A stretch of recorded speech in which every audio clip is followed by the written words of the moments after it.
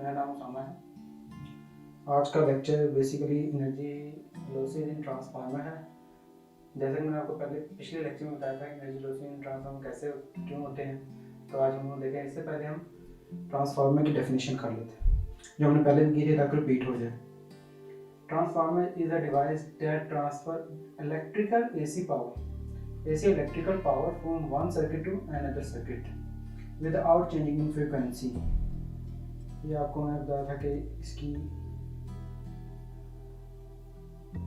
दो किस्म की टाइप्स होती हैं, एक सिंगल फेज और एक थ्री फेज। ये होगी फेज के लिहाज से, और एक होती है स्टेप अप और स्टेप डाउन।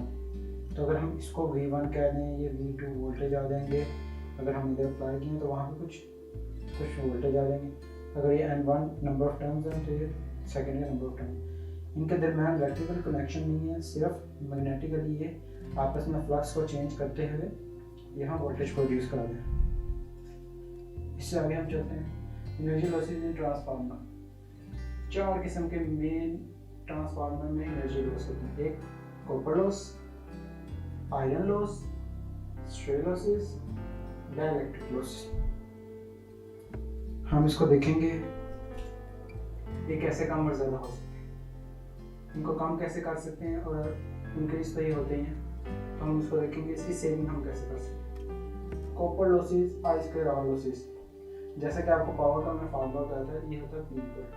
किसी भी सर्किट में पावर निकालें तो I² R से निकाल सकते हैं, V² पर R से निकाल सकते हैं और IV से निकाल सकते हैं। तो हमें पता चल गया यहाँ से हम पावर निकाल देंगे। तो जो इस तरह के लॉसेज होंगे वो कॉपर लॉसेज होंगे। इसको हम फाइंड करते हैं शॉर्ट सर्किट टेस्ट से।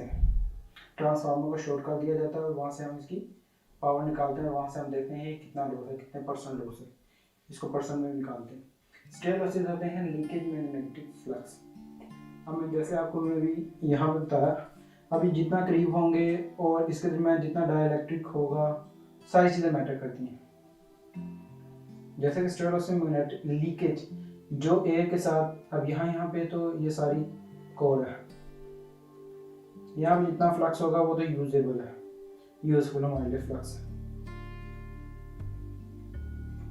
लेकिन जैसे ही वो यहाँ पे बढ़ जाने लग जाएगा, ये जो होगा मैग्नेटिक फ्लक्स लॉस हो रहा है, तो जितना लॉस होगा उतना स्ट्रे लॉसेस ज़्यादा होंगे। तो हम इसलिए आगे देखेंगे इसकी सेविंग कैसे करते हैं। अब डाइलेक्ट्रिक लॉसेज होते हैं वो सॉलिड इंसुलेशन, जो हमारी कोर होती है, कोर के दरमियान जो चीज़ होती है, इंसुलेशन पेपर इस्तेमाल होते हैं। उनकी बात क्वालिटी ऑफ ऑयल, कि जो क्वालिटी है ऑयल की वो कैसी है, मतलब जो डाइलेक्ट्रिक मीडियम एक इस्तेमाल हो जाता है, चाहे वो कूलिंग के लिए है या इंसुलेटिंग के लिए है, सारी चीज़ें मैटर करती है डाइलेक्ट्रिक लॉस।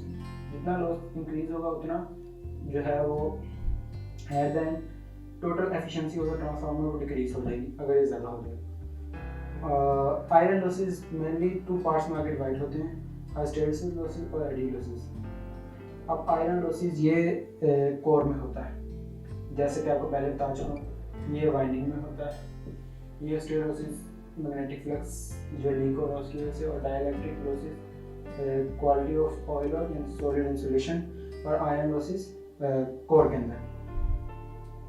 अब इसको हम ओपन सर्किट से टेस्ट से परफॉर्म कर सकते हैं। इसको अगर निकालना है कितने परसेंट, और इसको शॉर्ट सर्किट से, ये जो कॉपर लॉस है वो शॉर्ट से, और जो आयरन है वो हम ओपन सर्किट टेस्ट से कर सकते हैं। अब हम देखें अगर जितना ज़्यादा ये होता जाएगा I² R पे डिपेंड करता है, लेकिन I जो लोड करंट होता है इस पर ज़्यादा लोड करंट इस पर ज़्यादा डिपेंड करता है। जितना I² R ज़्यादा होता जाएगा उतनी पावर इंक्रीज होती जाएगी, उतना लॉस इंक्रीज होता जाएगा।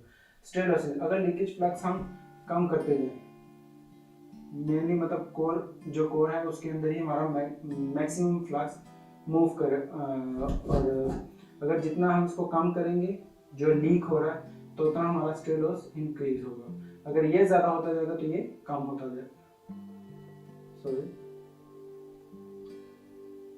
जितना मैग्नेटिक फ्लक्स को हम कम करते जाएंगे स्ट्रे लॉस उतना कम होता जाएगा, और जितना ये ज़्यादा होता जाएगा स्ट्रे लॉसेज इंक्रीज करते जाएंगे, जिसकी वजह से टोटल ओवरऑल जो एफिशिएंसी इन द ट्रांसफार्मर है वो इंक्रीज कर देगी। डाइलेक्ट्रिक अगर हम क्वालिटी ऑफ ऑयल अच्छा इस्तेमाल करें और सॉलिड इंसुलेशन बेहतर हो, जो हमारी रिक्वायरमेंट है उसके मुताबिक हो, उससे कम या ज़्यादा ना हो, तो हमारी जो डाइलेक्ट्रिक है वो कम हो सकती है।